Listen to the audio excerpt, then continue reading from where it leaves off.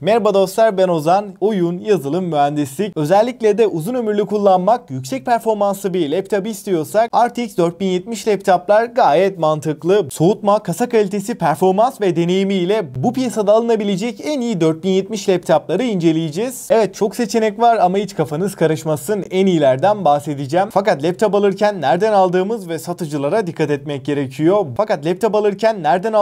Satıcılar çok önemli. Bu laptopların hepsinin en ucuz, güvenilir satın alma linkleri açıklama ve yorumlarda var. Oradan rahatlıkla alabilirsin. Bunların dışında önerdiğim laptopları da bir liste yapıp linkini aşağıya koyacağım. Ve bu serinin RTX 4050 ve 4060 versiyonunu yapmıştım. Onları izlemediysen bu videodan sonra kanaldan bakabilirsin. Ve her zamanki gibi bu videoda herhangi bir sponsorluk yok. Yani benim almayacağım, önermediğim hiçbir laptop bu listede olmayacak. Ama destekleriniz benim için çok önemli. Videoyu beğenmeyi ve abone olup bildirimleri açmayı unutmayın. Şimdi alınabilecek en ucuz 4070 laptopumuza başlayalım. Burada Victus 16'yı görüyoruz. Ryzen 7 8840H burada kullanılmış. 32 GB 16x2 5600 MHz RAM'lerin yanında 512 SSD ve RTX 4070'in 120 Watt'lık versiyonu burada kullanılmış. 16.1 inç Full HD 144 Hz %62 sRGB ekran burada kullanılmış. Açıkçası fiyat performans olarak 50.000 bandında en sağlam laptoplardan biri. Laptop'u ne kadar zorlarsak zorlayalım maksimum 85 dereceleri görüyoruz. Şu anki fiyatıyla özellikle 32 GB RAM'le geldiğini düşündüğümde çok mantıklı. Özellikle büyük ekranlı sade tasarımlı bir laptop istiyorsan Victus 16 mantıklı. İkinci sırada 4070 laptoplar içinde bütçeyi çok zorlamadan genel anlamıyla düşündüğümde benim favorim Asus TUF F15'i görüyoruz. i7 13. nesil H serisi işlemciyi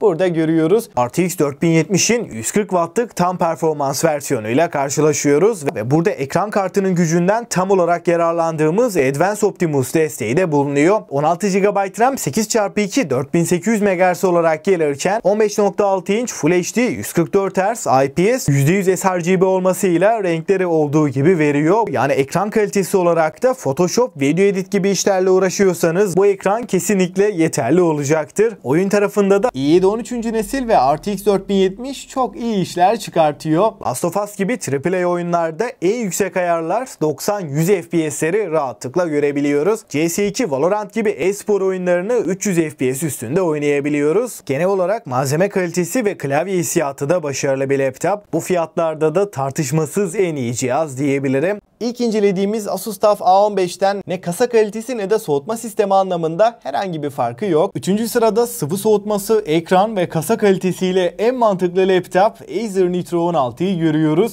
Ryzen 7 8. nesil 8 çekirdek 16 threadlik bir işlemci burada kullanılmış. 32 GB RAM'ler 16x2 5200 MHz olarak gelirken 1 TB SSD'nin yanında RTX 4070'in tam performans 140 Watt'lık versiyonu kullanılmış. 16 inç QHD Plus 165 Hz %100 sRGB panelle geliyor. Bu ekran 3 ms tepki süresine sahip ve 500 nit'te maksimum parlaklığa ulaşabiliyor. Ekran kalitesi olarak bu fiyat bandında 4070 kullanan en iyi laptop diyebilirim. Ve bu laptoptaki en önemli detay sıvı soğutma olması. Bu sayede uzun süreler oyun oynadığımızda video edit render tarafında hem işlemci hem de ekran kartı 75 derecelerin üstünü neredeyse hiç görmüyor. Yani soğutma anlamında gerçekten kusursuz bir laptop diyebilirim. Ama Asus TUF F15'e göre biraz ağır, biraz da kalın bir laptop. 90 Watt saat piliyle de günlük bir kullanımda 5-6 saat götürüyor. Açıkçası genel anlamıyla baktığımda performansı, ekran kalitesi, soğutması ve bataryasıyla gerçekten dengeli bir laptop. Dördüncü sırada büyük ekran istiyorsanız HP'nin üst segment serisinden Omen 17'yi görüyoruz. Ryzen 7 7. nesil işlemci burada kullanılmış. 8 çekirdek 16 threadlik bir yapıya sahip. 32 GB RAM 16x2 5600 MHz olarak gelirken 1 TB SSD'nin yanında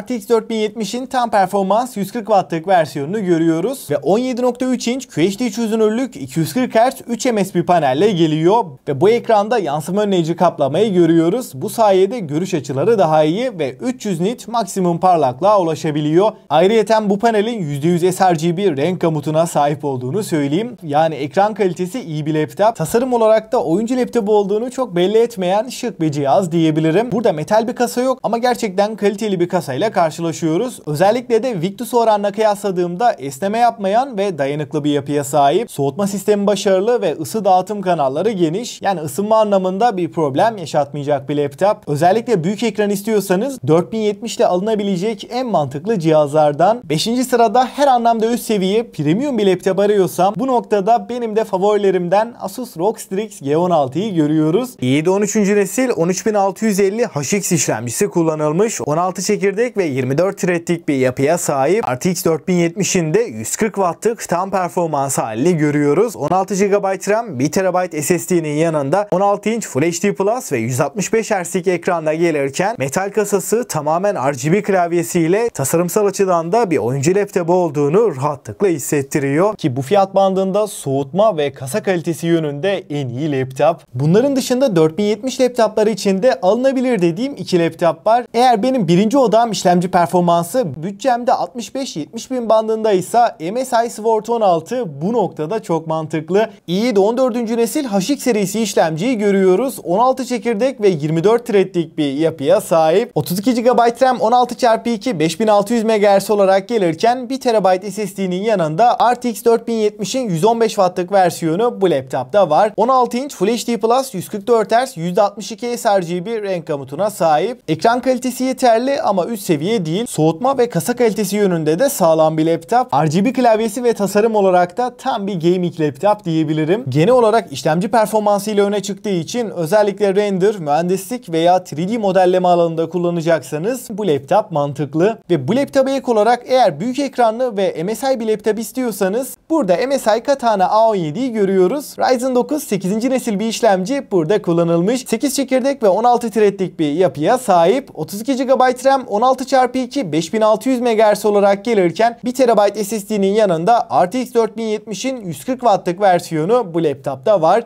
Eğer makine öğrenme, yapay zeka geliştirme ile uğraşıyorsanız Ryzen 9 8. nesil gayet mantıklı bir işlemci diyebilirim. Kasa kalitesi olarak MSI'in fiyat performans serisi olduğu için iç yüzey plastik, dış kapakta metal bir yapıyla geliyor. Büyük ekranlı ve MSI bir laptop istiyorsan Katana A17'yi rahatlıkla öneririm. Ve bu laptopların hepsi FreeDOS olarak geliyor ama ben Windows'u nasıl kuracağım, nasıl yaparım diye düşünmeyin. Çünkü kanalda adım adım FreeDOS laptopa Windows kurulumu var. Onu da kartlara koyarım. Laptop aldıktan sonra mutlaka izle. Dostlar, şimdi en önemli kısım favorilerimden bahsedeyim. Eğer bütçem 50 bin bandında, fiyat performans olarak gerçekten sağlam ve 32 GB RAM istiyorsam bu noktada HP Victus 16 çok mantıklı. Fakat ben olsam bütçeyi biraz daha arttırıp hem kompakt, taşınabilirlik yönünde daha iyi bir laptop, aynı zamanda ekran ve kasa kalitesiyle de bu fiyat bandının en iyisi Asus TUF F15'i alırdım. Bu laptopta 64 GB'a kadar RAM, 4 TB'a kadar depolama yükseltmesine açık. Bütçem 55-60 bin bandında, soğutması, ekran kalitesi ve batarya performansıyla bu fiyatlarda alabileceğim en iyi cihazı istiyorsam Acer Nitro 16 tartışmasız favorim. Laptopu render, video edit için kullanacaksanız da bu laptopun 64 GB'lık versiyonu da var. Onun da linkini yorumlara koyarım. 60 bin bandında hem büyük ekran hem 2K çözünürlük hem de sade bir tasarım isteyip aynı zamanda kasa kalitesi, soğutmasıyla da iyi bir cihaz istiyorsam HP Omen 17 32 GB RAM ve 4070'in 140 Watt'lık versiyonuyla öne çıkıyor. Soğutma, malzeme kalitesi, tasarım, genel hissiyatıyla her anlamda tam olarak premium bir laptop istiyorsam da Asus ROG Strix G16 benim favorilerimden diyebilirim. Ama işlemci benim için birinci öncelik diyorsan da MSI Sword 16 i7 14. nesil işlemcisiyle hem kasa kalitesi ve soğutma yönünde bu kadar iyi bir işlemciyi aynı anda sunan başka bir laptop yok. Açıkçası listeye genel anlamıyla baktığımda hem 4070 laptoplar içinde hem de şu anki laptop piyasasını düşündüğümde en iyi 4070 laptoplar bunlardı. Eğer bütçeniz bu aralıktaysa bu laptoplar dışında başka bir laptopa da bakmanızı önermiyorum. Çünkü RTX 4070 kullanıp kronik sorunları olmayan, soğutması, performansı ve deneyimiyle en iyi laptoplar bunlardı. Bu cihazlardan birini aldığınızda hiçbir problem yaşayacağınızı düşünmüyorum. Bu laptopların hepsinin de en ucuz, güvenilir satın alma linkleri açıklama ve yorumlarda var. Aldıktan sonra bozuk çıkması, iadeyle vesaire uğraşmamak için oradan almanı öneririm. Bu serinin devamı için de videoyu beğenmeyi ve abone olup bildirimleri açmayı unutmayın. Destekleriniz benim için çok önemli ve aklına takılan herhangi bir soru olursa mutlaka yorumlarda bekliyorum. Ben Ozan. Sonraki videoya kadar kendinize çok iyi bakın. Hoşça kalın.